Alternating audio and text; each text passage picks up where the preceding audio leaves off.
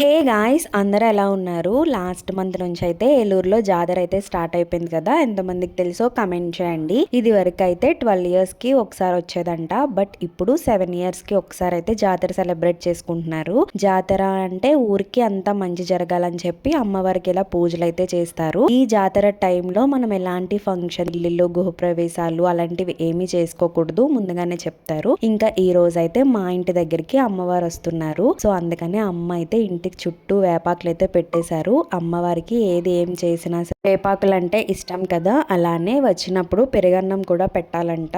దాంతో పాటు బియ్యం, పసుపు, కుంకం, బెల్లం, ఫ్రూట్స్ అవి కూడా పెట్టాలి. వాళ్ళకి హారతి ఇవ్వాలి. ఇలాగ నెత్తి మీద పెట్టుకొని వస్తారు. సో ముందు వాళ్ళు రాగానే కాళ్ళవి బిందులతో కడగాలి. కడిగిన తర్వాత వాళ్ళకి మనం ఏదైతే ఇవ్వాలనుకుంటున్నామో అవి కూడా ఇచ్చి హారతి అవి ఇచ్చి దండం అయితే పెట్టుకోవాలి.